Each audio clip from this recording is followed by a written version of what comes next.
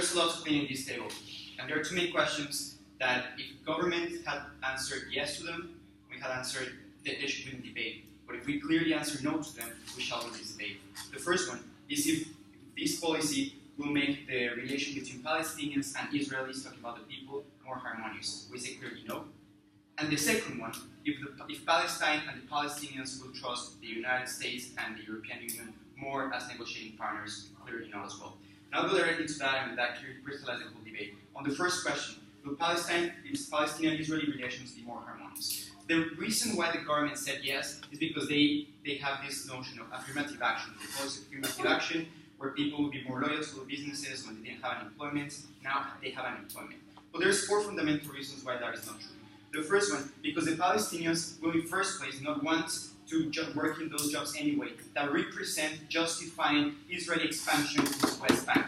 They won't want to work in them. But secondly, they will be ethnically belonging to the eternal just middle lower class of the factory workers and all the entrepreneurs when their business cannot compete and be in enterprises. The third one, because the Israel, and that we said, third one, because the Israelis can get symbolic positions. And the fourth one, because Israelis will have more incentives to contract Israelis on the top managing positions because they have more trust on them. It simply doesn't work for those four reasons. But additionally, we had an extension about the real role of businesses and how actually when the people from one ethnic group, in this case the Israelis, get a greater economic advantage, there is more backlash within the country. You get the example untouched by the closing government of Malaysia, where the Chinese Malays and the Hindu Malays, mostly Chinese Malays, are the ones that control greater parts of business. Am I correct?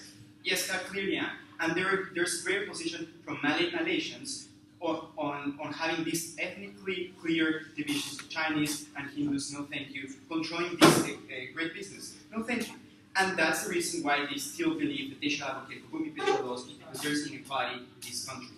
And that will be further reinforced in a place where there's a more dire and radical situation, not like Malaysia, which is in general not a radical country. But then they talk about the outside narrative. We say, yeah, well, the narrative is the one of the colonizer being the one that puts its businesses on the colonized area. That's really not a narrative, a counter-narrative in general. That is positive. They say that it's benefit because both people profit.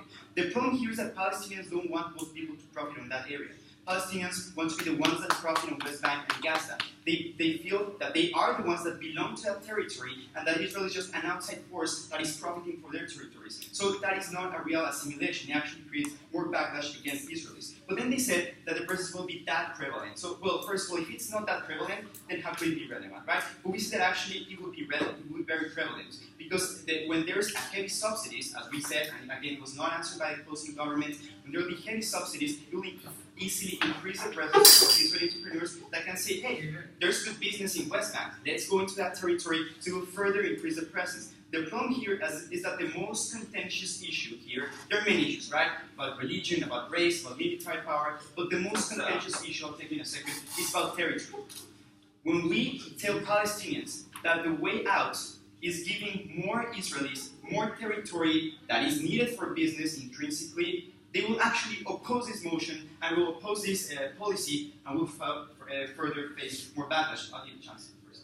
Now, all of you can see from the beginning that there are peace talks and negotiations going on the ground that shows that moderates who might want to work within this practice and right. But how would you allow integration when the only rhetoric that you have is that this land is constantly mine and you force segregation? Okay, as I've said, I have already devoted my last minute, it will further reinforce that image of the businessman being the one of Israeli ascendant and we're just being employees. I don't need to further retouch it. But then they said that, well, I already talked about the greatest contentious issue, but additionally, Palestinian Authority will lose legitimacy within its citizens. We talked about how the Palestinian Authority needs to have legitimacy within its citizens, for the Palestinians in general, but they will lose it because they already seem as bleak by great parts of the radicals in Palestinians or by many Palestinians. They already are seen as an authority that gives in to concessions all the time, that gives in to the interests of the US and the United States, but mostly Israel already. They will further see that, thank you, be legitimized on that message right again, and to oppose even more the Palestinian Authority as a legitimate working power. So there's very bad impacts on the first place. We already also talked about how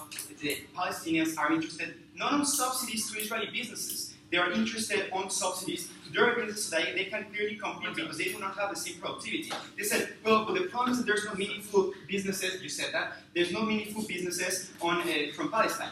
Well, that's right. Invest so that there can be new businesses from Palestine, no more business from Israel in this territory. That's something they would prefer from the European Union and from the United States, and would actually be something that they would prefer. They talk about there's employees in water pumps. Well, yes, because they need water to live pretty much. That's not really a good argument. That's not a big company. That's not a multinational. There's no examples of that. Sit down. Second question: the Palestinians trust the European Union and the United States more? They said that yes, without clear links. So I have to kind of draw them. Nobody say that not really. A lot of Palestinians already see that the United States, the European Union, but most of the United States is already one-sided. Because the economic ties they have with Israel, which are many, they already talk about the lobby and things like that exist in the United States. So when they see that the US is further investing in Israeli businesses, there will be further economic ties. So which means, probably logically and with reason, that there could be more support of the US and more interest into Israel. So it's actually not true. But secondly, the only extension that the second government talked about here is that the attacks on Gaza will be costlier, because their economic interest with the Israeli businesses in here. First of all, we say that we don't think that they would enter into Gaza in the first place because it's less than 5% of the territory. It's the most radical part of the territory against Israelis, and it's less than 5%, it's less than 5% of the economic output of Israel, so of Palestine. So there's even economically, it makes no sense to expose yourselves to go into these territories. And secondly, it's more in their economic interest for Israel to grow more and grow into West Bank. So it talks about Palestinian territories. The 95%, the most prosperous, is the West Bank, where they can actually impose. The reality is that Gaza is placing a block. And the real issue here is territory, where they're just taking away from the main issue, and Palestinians won't like it. But in reality, they would like to have more investment in their business, but above all, to have the blockade on Gaza being lifted. To not be seen as those that are the guilty ones, are those that are the opposition to our legitimate partners, which are Palestine. So it's not an economic interest of Israel in the first place, but if it was, it would create more backlash to Palestinians, because it will create further economic divides, racial divides, because they will lose legitimacy of the Palestinian Authority. There's so many ways you have to totally oppose this motion. Next,